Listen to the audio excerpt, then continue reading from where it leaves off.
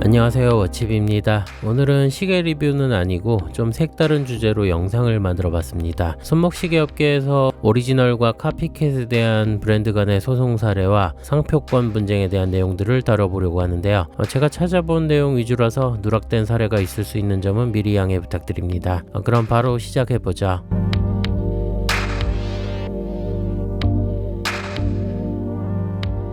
우선 기업 간의 분쟁이 일어나는 원인은 간단합니다. 바로 디자인 카피, 모방, 표절 등을 통해서 브랜드 고유의 정체성과 가치를 훼손하는 경우가 빈번하기 때문이죠. 대표적으로 롤렉스의 서브마리너, 오데마 피게의 로얄오크, 파텍 필립의 노틸러스, 까르띠에의 탱크와 같이 브랜드를 대표하는 아이덴티티 디자인이 있는데 많은 시계 브랜드들에게 오마주 혹은 카피의 대상이 되어 왔습니다. 그 과정에서 레플리카 같은 노골적인 가품도 있고 순수한 의도의 오마주 혹은 법적 문제를 회피할 정도로 부분적인 수정을 가미한 카피캣 등 다양한 방식들이 이루어지고 있죠. 그럼에도 유명 브랜드의 소송 사례는 그리 많지가 않은데 몇 가지 이유를 유추해 볼 수가 있습니다. 우선 법적으로 보호 범위와 침해 기준에 대한 모호성을 들 수가 있죠. 특히 디자인에 대한 유사성의 정도인데 단순히 비슷하다는 부분을 뛰어넘어서 소비자들에게 브랜드에 대한 혼동을 야기할 정도가 되어야 소송이 성립될 수 있다고 하네요. 그리고 디자인에 대한 특허 만료의 경우도 있습니다. 디자인 특허의 보호 기간이 15에서 25년 정도라고 하니까 첫 출시 이후 기간이 지났을 때 그 디자인에 대한 아이디어가 공공의 영역으로 넘어갈 수 있는 부분도 이유가 되죠. 거기에 럭셔리 브랜드들이 막대한 소송 비용과 시간을 투자할 필요를 못 느끼는 부분도 있습니다. 워낙 다양한 마이크로 브랜드와 저가 브랜드에 일일이 대응을 하는 것도 무리일 수가 있겠네요.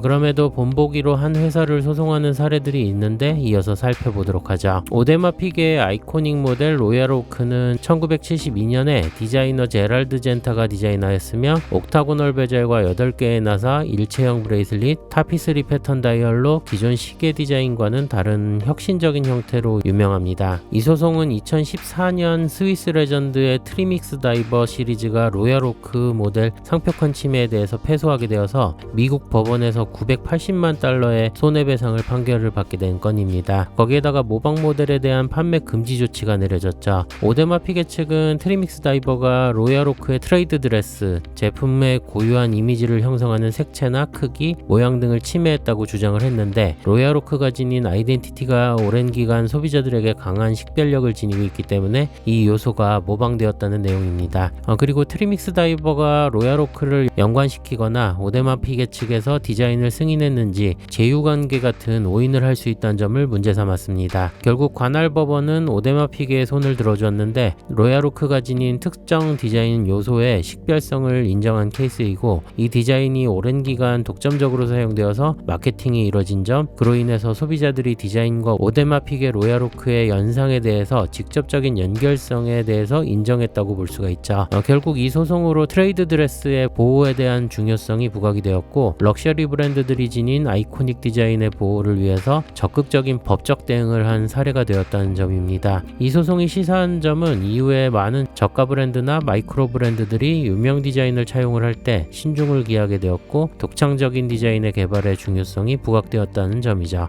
그럼에도 로얄오크를 따라한 디자인의 시계들은 엄청나게 만들어지고 있는데 왜 전부 소송당하지 않는 걸까요? 결론적으로만 보면 오데마 피게가 자사의 핵심 자산인 로얄오크 디자인을 적극적으로 보호하는 것에는 맞지만 모든 유사 사례에 대해서 소송을 제기하고 있지는 않습니다. 아마도 법적 침해 기준과 소송을 통한 실익관계, 디자인 요소와 모방의 정도를 종합적으로 고려를 했을 때 오히려 오리지널리티에 대한 가치가 상승하는 효과를 전략적으로 판단하고 있는 것이 아닌가 추측이 되죠. 알리익스프레스에서 흔히 볼 수 있는 로얄오크 카피캣 시계들도 마찬가지입니다. 오데마 피게가 대량의 디자인 카피에 대해서 적극적으로 소송하지 않는 이유는 지식재산권을 포기했다기보다는 현실적으로 중국 시장과 저가 브랜드들을 대상으로 법적 조치를 취하는 데 어려움이 있기 때문이죠. 일단 중국의 수많은 소규모 공장들과 온라인 판매처는 빠르게 생겨났다가 사라지고 이름을 바꿔서 다시 나타나는 경우가 많습니다. 오리지널 브랜드가 한 업체만 찾아서 소송을 한다고 하더라도 그 사이에 다수의 업체들은 또 카피캣들을 만들어내겠죠. 그리고 국제소송에 대한 부분인데 스위스 기업이 중국 기업을 상대로 승소를 하더라도 중국 내에서 판결을 집행하는 것은 또 다른 문제라고 하네요. 수많은 업종에서 겪는 부분인데 중국산 카피에 대해 중국 법원이 얼마나 적극적으로 나올지도 미지수이고 복잡한 과정과 긴 시간 소요 등은 문제로 작용을 합니다. 거기에다가 영세업체의 개별 저가 브랜드를 상대로 막대한 소송 비용을 쓰는 것도 계산에 맞지 않겠죠. 추가로 오데마 피게 정도 되는 하이엔드 워치메이커가 중국 소규모 회사들을 상대로 일일이 소송으로 대응하는 모습도 브랜드 이미지에 영향을 줄 수 있다는 분석도 있습니다.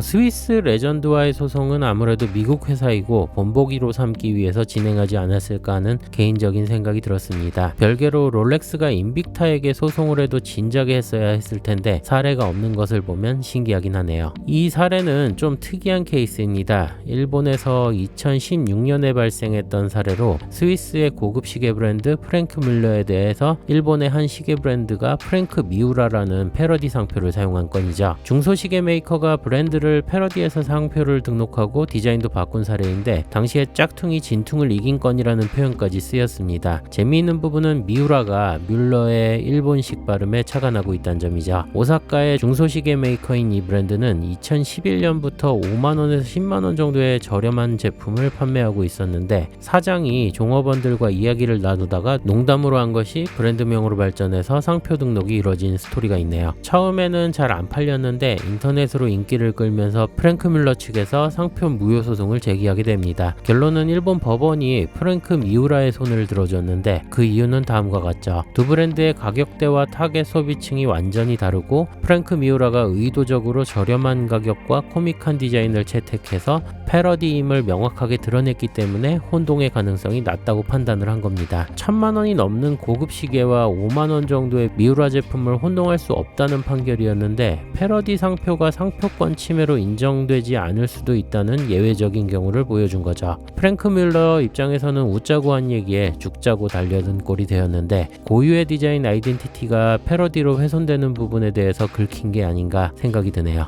개인적으로 프랭크 미우라의 제품들을 보면 일본 특유의 키치함이 보이는데 이런 지역적인 특성을 감안한다면 일본이라서 오히려 승소할 수 있지 않았을까 합니다. 이 사례는 국내에서 있었던 건으로 스위스 브랜드 롤렉스와 한국 브랜드 로렌스의 상표권 분쟁입니다. 쟁점은 롤렉스 측에서 로렌스 브랜드명의 유사성으로 인해서 소비자의 혼동이 가능하다는 것을 문제 삼은 거죠. 로렌스는 국내 브랜드로 중저가의 클래식 패션 시계를 주로 만들고 있고 특히 청와대와 대기업, 주요 관공서에 납품되는 커스텀 메이드 시계로도 유명합니다. 롤렉스는 국내 법원에 상표권 등록 무효 심판을 청구했는데 대법원까지 가서도 청구가 기각이 되었습니다. 기각 사유는 연령, 성별, 당해 상품의 속성과 거래 방법, 거래 장소, 고장 수리 등을 종합적 전체적으로 고려해서 거래 사회에서 수요자들이 구체적 개별적으로 상품의 품질이나 출처에 관하여 오인 혼동할 염려가 없다는 것이었죠. 한마디로 판매 가격대와 소비층 자체가 다르고 발음의 유사성이 있다고 할지라도 롤렉스 시계의 희소성과 거래 방법을 고려했을 때 소비자 입장에서는 로렌스와 혼동할 일이 전혀 없다는 점에 집중한 것입니다. 상표법 자체가 상품 출처의 오인과 혼동에 따른 수요자의 피해를 방지하는 법인데 카피와 오리지널이 아무리 유사하더라도 수요자가 이를 구분해서 혼동하지 않는다면 상표권 침해가 안 된다는 논리죠. 하긴 누가 봐도 다르다는 건 알 수 있으니까 이해는 가네요.